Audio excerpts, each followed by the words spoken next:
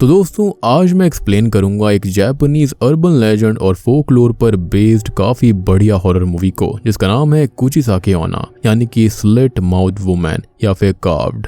सच्ची घटना के ऊपर आधारित ये मूवी है। जापान के अंदर बच्चा बच्चा इस चीज के बारे में जानता है। उम्मीद करता हूँ कि आपको ये फिल्म काफी पसंद आएगी। अब देखो यहाँ पर नाम जो है ना वो थोड़े से कॉम्प्लिकेटेड हो सकते हैं, यानी कि 2-4 नाम मैंने चेंज किए हैं, लेकिन सारे नामों को भी चेंज करना ठीक नहीं रहता। तो जो बहुत ज्यादा कॉम्प्लिकेटेड थे उनको मैंने चेंज कर दिया, लेकिन थोड़े बहुत जो सिंपल थे उनको मैंने वैसे ही रखा है। तो आप ध्यान से सुनेंगे तो आपको अच्छे से समझ में आ पाएगा। स्टार्टिंग के 4-5 मिनट में आप नामों को अच्छे से ध्यान में रख लेना, जिसके बाद आपको कहानी समझने में आसानी रहेगी।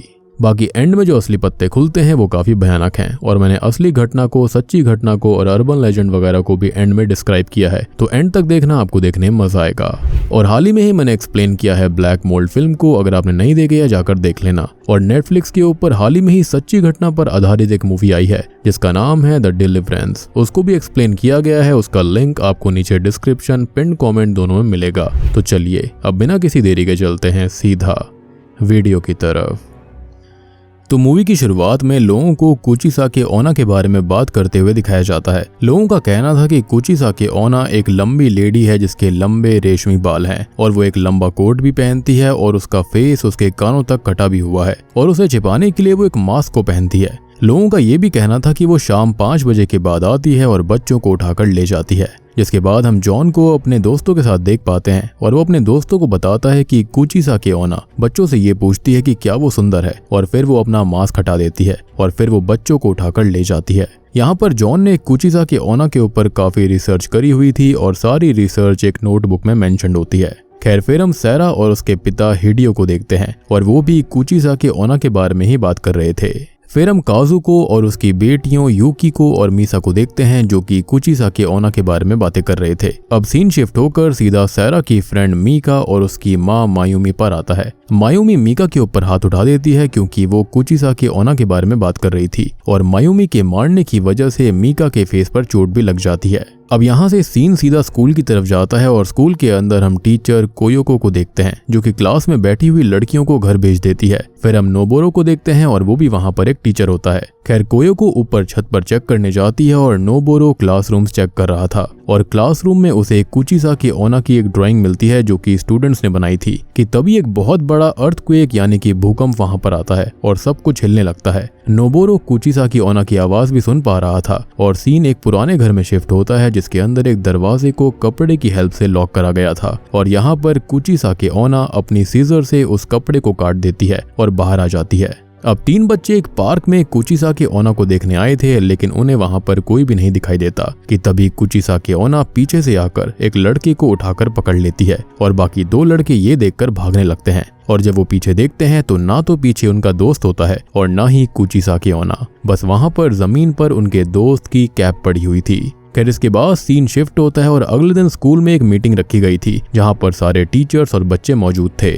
स्कूल के अंदर सैरा, जॉन और मीका भी मौजूद थे और मीका ने एक मास्क पहन रखा था क्योंकि उसके फेस पर चोट आ गई थी। खैर थोड़ी देर में वहां पर प्रिंसिपल आता है और वो सभी बच्चों को शाम के वक्त घर से बाहर निकलने से मना करता है और हो सके तो उन्हें अपने पेरेंट्स के साथ ही बाहर जाने की सलाह देता है और वो ये भी बताता है कि किसी स्लिट माउथ वुमेन के रूमर्स फैले हुए हैं और इसलिए सभी बच्चे ग्रुप्स में घर जाएंगे और उनके साथ उनके टीचर्स भी उन्हें घर तक छोड़ कर आएंगे।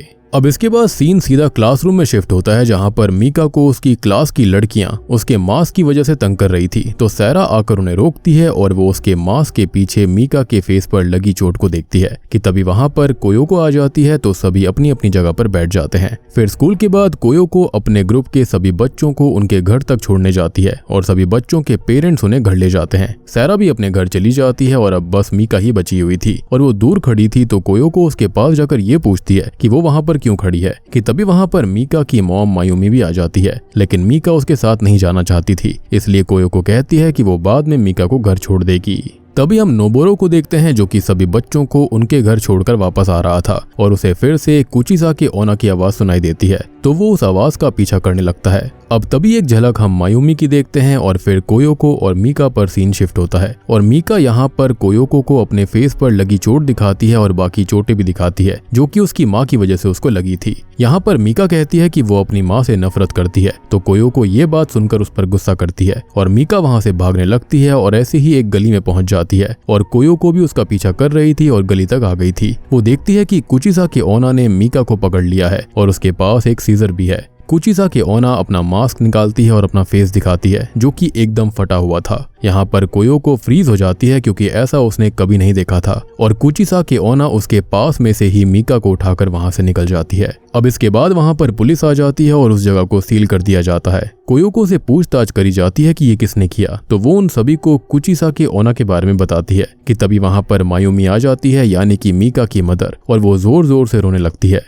फिर वहां पर एक और टीचर नोबोरो भी आ जाता है जो कि कुचिसाकी ओना की आवाज का पीछा करके वहां पर आया था। जिसके बाद सीन रात में शिफ्ट होता है जहां पर कोयोको अपने एक्स हस्बैंड को कॉल करती है और वो अपनी बेटी से बात करने के लिए कहती है, लेकिन उसका हस्बैंड बात नहीं करवाता। अब उसने इसलिए बात नहीं करवाई थी क्योंकि कोयोको की बेटी कोयोको से ज्यादा अपने डैड से प्यार करती थी, क्योंकि कोयोको उसे मारा पीटा करती। खैर यहाँ पर उसे एक नाइटमेयर आता है जिसमें कुचिसाकी ओना उसकी बेटी को उठाकर ले जा रही होती है। जिसके बाद कोयोको उठ जाती है और फिर हम मायूमी को देखते हैं जो कि अपनी बेटी की किडनैपिंग से बहुत ही दुखी थी। और तभी खबर में ये बताया जा रहा था कि कुचिसाकी ओना के भेस में कोई औरत बच्चों को उठाकर ले जा रही है और एक बच्चा न्यूज में बता रहा होता है कि कुचिसाकी ओना का ठिकाना एक रेड रूफ वाला घर है। इधर सैरा काफी दुखी थी जहाँ पर उसकी मॉम भी आकर उसे संभालती है। तभी सैरा के डैड मीका के मिसिंग होने के पोस्टर फ्लायर्स लेकर आते हैं और वहीं पर काफी सारी लड़कियां भी आती हैं जो कि मीका को तंग कर रही थी और वो सैरा की हेल्प करने आई थी फ्लायर्स को चिपकाने में ताकि उसको ढूंढा जा पाए।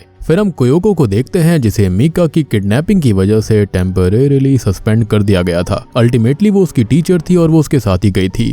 खैर अब प्रिंसिपल कोयोको को शांत रहने के लिए कहता है क्योंकि वो सब जानते थे कि उसकी गलती नहीं है। अब इसके बाद कोयोको के पास में नोबोरो आता है और वो उसे कुछ बताना चाहता था लेकिन बता नहीं पाता, लेकिन फाइनली वो डिसाइड करता है कि वो उसको बताएगा और वो उसे एक लड़की की फोटो दिखाता है और वो लड़की बिल्कुल कुचिसाकी ओना जैसी दिख रही थी कि तभी नोबोरो को फिर से कुचिसाकी ओना की आवाज सुनाई देती है और वो जल्दी से कार में बैठकर उस आवाज का पीछा करने वाला होता है कि तभी कार में कोयोको जबरदस्ती बैठ जाती है और ये कहती है कि वो तब तक बाहर नहीं निकलेगी जब तक वो उसे सारी बात नहीं बता देता। अब नोबोरो उस आवाज का पीछा करने लगता है और वो कोयोको को बताता है कि उसे किसी औरत की आवाज उसके दिमाग में सुनाई देती है और गूंजती रहती है और जब वो उस आवाज का पीछा करता है तो वो उस जगह पर पहुंच जाता है जहां से बच्चे किडनैप होते हैं। खैर इधर हम जॉन को देखते हैं जो कि न्यूज देख रहा था कि तभी कोई दरवाजे पर दस्तक देता है। सबसे पहले जॉन पूछता है कि बाहर कौन है, तो बाहर नोबोरो और कोयोको थे। तो जॉन दरवाजे को ओपन कर देता है कि तभी पीछे से कुचिसाकी ओना आती है और वो जॉन को अंदर ले जाती है, लेकिन फिर वो जॉन को नीचे फेंक देती है। वो नोबोरो की आर्म पर हमला करती है और फिर अपनी सीजर से उसके फेस में स्टैब करने की कोशिश करती है, लेकिन तभी पीछे से आकर कोयोको एक चाकू की मदद से कुचिसाकी ओना के पेट में स्टैब करती है और कुचिसाकी ओना नीचे गिरकर खत्म हो जाती है।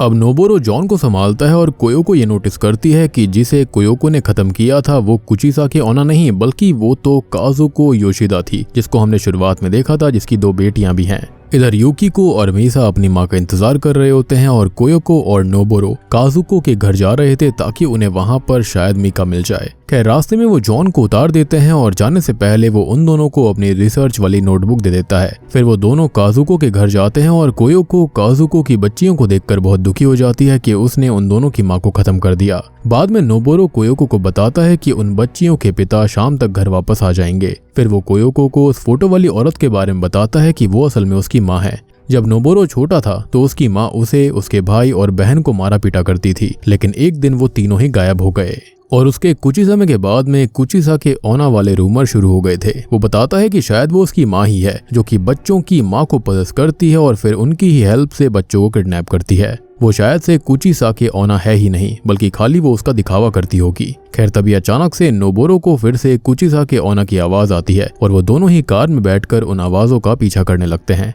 इधर हम सैरा को अपनी माँ साओरी के साथ देखते हैं जो कि फ्लायर चिपकाने जा रहे थे, लेकिन तभी साओरी खांसने लगती है और उसके हाथ से ये पोस्टर नीचे गिर जाते हैं और जब सैरा इन पोस्टर्स को उठाकर वापस मुड़ती है तो साओरी को कुचिसाकी ओना ने पजेस कर लिया था और वो सैरा को उठाकर अपने साथ ले जाती है। अब इधर सैरा के डैड हिडियो बाकी लड़कियों के साथ में शहर के दूसरी तरफ पोस्टर्स को बांट रहे थे। खैर थोड़ी देर के बाद में वहां पर नोबोरो और कोयोको भी आ जाते हैं, लेकिन अब तक बहुत देर हो गई थी क्योंकि कुचिसाकी ओना सैरा को अपने ठिकाने पर लेकर गई थी जहां पर किडनैप करा गया लड़का और मीका भी थी और पास में ही 2 बच्चों के स्केलेटन्स भी पड़े हुए थे जो कि शायद से नोबोरो के भाई बहन के होंगे। खैर कुचिसाकी ओना सैरा और उस लड़के के फेस को अपने सीजर की हेल्प से चीर कर खत्म कर देती है और उस लड़के को उठाकर अपने साथ ले जाती है। उसके जाने के बाद में मीका एक प्लेट के शार्प पीस से खुद को फ्री करने लगती है। फिर हम एक आदमी को देख पाते हैं जो कि अपनी बेटी के साथ सामान लेकर वापस आ रहा था कि तभी उसे कार पार्किंग में उस लड़के की डेड बॉडी मिलती है जिसकी हालत बहुत खराब थी।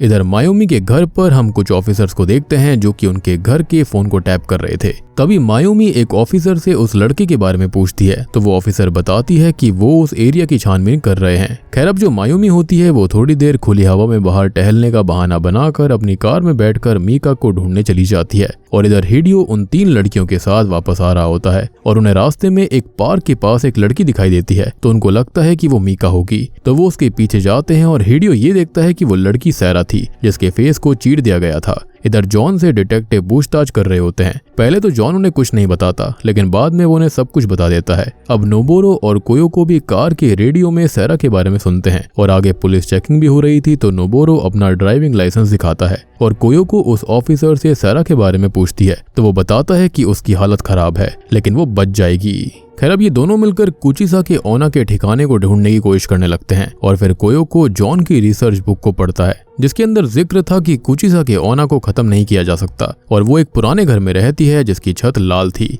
तो नोबोरो को याद आता है कि उसके बचपन के घर की छत भी लाल थी तो वो दोनों ही उसके पुराने घर की तरफ जाने लगते हैं। इधर मायोमी भी मीका के बारे में लोगों से पूछताछ कर रही थी और ऐसे ही वो एक घर में जाती है जहां पर उसे एक छोटी बच्ची से पता चलता है कि उसने कुचिसाकी ओना के हाइड आउट के बारे में सुना था जो कि एक लाल छत वाला पुराना घर है और ये जो घर है वो चाइल्ड बैक हिल नाम की जगह पर मौजूद है। इधर नोबोरो और कोयोको भी चाइल्ड बैक हिल की तरफ ही जा रहे थे और मीका भी अंदर फ्री होने की कोशिश कर रही होती है लेकिन उसे नींद आ जाती है। अब इधर नोबोरो और कोयोको उस घर तक पहुंच जाते हैं जिसकी छत लाल थी। वो दोनों अंदर जाते हैं और अंदर वो दोनों मीका को ढूंढने लगते हैं और अंदर उन्हें उसी कबर्ड का डोर दिखाई देता है जिसमें से कुचिसाकी ओना निकली थी, यानी कि वहां पर जहां से वो कपड़ा उसने काटा था। खैर वहीं पर एक चाकू भी पड़ा हुआ था और उसे देखकर नोबोरो पैनिक करने लगता है और कोयोको के पूछने पर वो बताता है कि जब वो छोटा था तब उसके साथ क्या हुआ था और ये सब उसे अब याद आया है। तो जब वो छोटा था तो उसके भाई बहन गायब हो गए थे और उसकी मॉम उसे इसलिए मारा करती थी क्योंकि वो मेंटली इल थी और वो जब उसे मारा पीटा करती थी तो उससे पहले वो खांसने लगती थी जैसे कि पजेस होने से पहले सारी की सारी मदर्स खांसा करती हैं।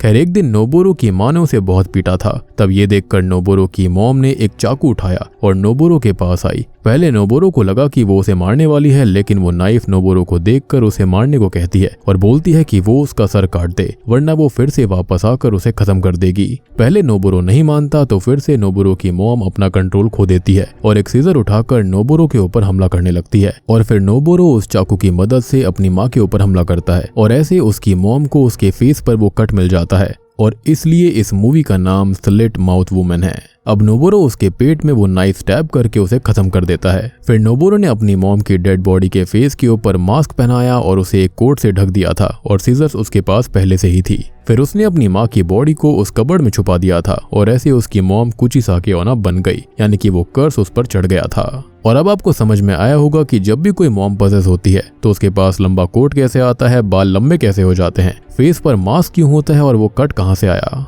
अब यहाँ पर वो दोनों फिर से मीका को ढूंढना शुरू कर देते हैं और उन्हें उस कबर्ड के पीछे एक रास्ता मिलता है और अंदर से उनको मीका की आवाज आ रही थी। तो वो दोनों अंदर जाते हैं और मीका को फ्री करते हैं और वहां से बाहर निकाल लाते हैं। तभी नोबोरो को फिर से वो आवाज सुनाई देने लगती है, यानी कि अपनी माँ की, और वो चेक करने लगता है लेकिन तभी पीछे से कुचिसाकी ओना नोबोरो के पेट में अपनी सीजर से स्टैब कर देती है और बाद में उसके एंकल बोन्स काट देती है और उसे खींचकर दूसरे रूम में ले जाती है। और ये चीज उसने पहले भी कही थी कि अगर वो वापस आई तो उसे खत्म कर देगी। फिर वो कोयोको के पास आती है और वो उससे फाइट बैक करने की कोशिश करती है, लेकिन कुचिसाके ओना कोयोको को बेहोश कर देती है और मीका को भी वो बेहोश करके अपने साथ ले जाती है और फिर से वो नोबोरो और मीका को नीचे लेकर जाने लगती है, जहाँ पर वो उन दोनों को किक करने लगती है। और यहाँ पर हम नोटिस करते हैं कि मायोमी भी वहाँ पर पहुँच गई थी। अब घर के अंदर उसे कोयोको मिलती है जो कि बेहोश थी, तो वो कोयोको को होश में लेकर आती है। अब कोयोको उसको बताती है कि मीका कहाँ पर है और मायोमी देखती है कि कुचिसाके ओना मीका को खत्म करने वाली थी, तो वो जाकर मीका को बचाते हैं, लेकिन कुचिसाके ओना मायोमी की बैक में सीजर स्टैब कर देती है। ये देखकर कोयोको वही नाइफ उठाकर नीचे आती है और कुचिसाके ओना को रुकने के लिए कहती है। नोबोरो भी उसे रुकने के लिए कहता है, तो वो उसे मारने के लिए आगे बढ़ती है, लेकिन कोयोको कुचिसाके ओना की नेक में वो नाइफ स्टैब कर देती है और कुचिसाके ओना खत्म होकर नीचे गिर जाती है। फिर नोबोरो नाइफ लेकर क्रॉल करते हुए कुचिसाके ओना की डेड बॉडी के पास जाता है उसका हेड अलग करने के लिए, लेकिन वो देखता है कि वो कुचिसाके ओना नहीं थी बल्कि साओरी थी, यानी कि सैरा की माँ। और तभी मायोमी यहाँ पर खांसने लगती है और कुचिसाके ओना उसको भी पदस कर लेती है और वो कोयोको और मीका की तरफ उन्हें खत्म करने के लिए बढ़ती है, लेकिन नोबोरो उसे रोक लेता है और कोयोको और मीका को वहां से भागने के लिए कहता है। अब आखिर में वो कुचिसाके ओना की नेक में वो नाइफ स्टैब कर देता है और तभी सारा घर हिलने लगता है और नोबोरो कुचिसाके ओना का हेड उसकी बॉडी से अलग कर देता है और नोबोरो भी खत्म हो जाता है। यानी कि आप समझे, पहले यहाँ पर साओरी पजेस हुई थी और उसके बाद अब यहाँ पर मायोमी को खत्म करा गया। हम नोटिस करते हैं कि कोयोको और मीका अब सेफ थे, लेकिन हम नोटिस कर पाते हैं कि कुचिसाके ओना अभी भी जिंदा है, क्योंकि वो एक फोकलोर है और जब तक लोग उस पर विश्वास करेंगे वो कभी खत्म नहीं हो सकती। ये एक तरह का कर्ज था। खैर फिर सीन कुछ दिन बाद शिफ्ट होता है, जहां पर कोयोको ने अपने एक्स हस्बैंड को मिलने के लिए बुलाया था, क्योंकि कोयोको अपनी बेटी से मिलना चाहती थी। इसलिए उसका एक्स हस्बैंड इन दोनों को थोड़ी देर के लिए अकेला छोड़कर चला जाता है और कोयोको अपनी बेटी को गले लगा लेती है। वो काफी खुश थी, लेकिन तभी हम नोटिस कर पाते हैं कि कोयोको खांसने लगती है, क्योंकि कुचिसाके ओना कभी खत्म नहीं हो सकती और वो उसे पदस कर लेती है। और तभी वो कुचिसाके ओना में कन्वर्ट होकर अपनी सिजर उठाती है ताकि वो कोयोको की बेटी को खत्म कर दे। और बूम, इसी के साथ में ये मूवी यहीं पर खत्म हो जाती है। तो दोस्तों, ये थी कार्व्ड यानी कि स्लिट माउथ वुमेन की कहानी। उम्मीद करता हूँ कि आपको ये फिल्म पसंद आई होगी, एक्सप्लेनेशन पसंद आई होगी। अब देखो, जो कुचिसाके ओना है यानी कि स्लिट माउथ वुमेन है, वो बहुत ही भयानक मैलेवोलेंट फिगर है जापानीज अर्बन लेजेंड्स और फोकलोर में, जिसकी जो अपीयरेंस होती है वो यूजुअली होती है बड़ी अजीब सी। उसके चेहरे पर मास्क होता है या फिर कोई और अदर चीज होती है और उसके हाथ में एक पेयर ऑफ सीजर होता है या फिर चाकू या फिर कोई भी शार्प ऑब्जेक्ट हो सकता है। वो हमेशा किसी इंसान के पास आकर एक सवाल पूछती है कि क्या मैं सुंदर हूँ। अगर कोई व्यक्ति ना में जवाब देता है तो वो उसको खत्म कर देती है और अगर कोई हाँ बोलता है तो वो अपने मास्क को हटा देती है, जो कि अपना चेहरा दिखाती है, जो बहुत ही भयानक होता है। और उसके बाद भी वो सेम सवाल करती है कि मैं सुंदर हूँ या फिर नहीं। लेकिन अगर सामने वाला व्यक्ति फिर से हाँ बोल देता है तो वो उसके चेहरे को बिल्कुल अपने जैसा बना देती है कि मतलब अगर मैं ऐसे सुंदर लगती हूँ तो तुम भी इसको झेलो। अब देखो, इसे जापानीज फोकलोर के अंदर योकाई बताया गया है, जो कि एक क्लास ऑफ सुपरनैचुरल एंटिटीज या फिर स्पिरिट्स होती हैं जापानीज फोकलोर के अंदर। अब देखो, बात करी जाए कि कुचिसाके ओना की असल कहानी क्या थी, उसके साथ में आखिर हुआ क्या था, तो कहा जाता है कि कुचिसाके ओना या तो वाइफ थी या फिर मिस्ट्रेस थी एक समुराई की। कुचिसाके ओना जो थी वो हमेशा घर पर रहा करती थी, क्योंकि समुराई जो था वो हमेशा बाहर जंग वगैरह पर जाता रहता था, जिसके चलते उसने अपने इलाके में ही लोगों के साथ में अफेयर करना शुरू कर दिया था। और जब समुराई को इन चीजों के बारे में पता चला तो वो काफी गुस्से में आ गया था और उसने अपने कटाना से ही उसके पूरे चेहरे को स्लाइस कर दिया था, कान से लेकर होठों तक। अब एक और वर्जन ये कहता है कि जो कुचिसाके ओना थी वो काफी सुंदर हुआ करती थी, जिससे कि एक महिला उसे काफी ज्यादा चिढ़ रही थी, तो उसने उसके ऊपर एक मेडिकल या फिर डेंटल प्रोसीजर किया था, जिसके चलते उसने उसके मुंह को काफी अजीब सा कर दिया और उसके दांतों को भी बहुत शार्प कर दिया था। और जब इसके बाद कुचिसाके ओना खत्म हो गई थी तो वो एक वेंजफुल स्पिरिट में बदल गई। अब भैया, इससे बचने का तरीका क्या है? तो देखो, सिंपल सी बात है, जब भी वो सवाल करे कि मैं सुंदर हूँ या फिर नहीं, तो बोल दो कि तुम एवरेज दिखती हो, तो उससे उसको कंफ्यूजन हो जाएगा और इसके चलते आप वहां से भाग पाओगे। तो दोस्तों, ये थी कुचिसाके ओना की असली कहानी और इसको फिल्म के अंदर कैसे दिखाया गया है आप समझ सकते हो। बेसिकली इस मूवी के अंदर चाइल्ड अब्यूज और ये सारी चीजों को भी दिखाने की कोशिश करी गई है। उम्मीद करता हूँ कि आपको वीडियो और कहानी पसंद आई होगी। पसंद आई है तो वीडियो को लाइक कर देना, चैनल के ऊपर नए हैं तो सब्सक्राइब कर लीजिए। तो मैं आप सबको मिलता हूँ अगली वीडियो के साथ में, तब तक के लिए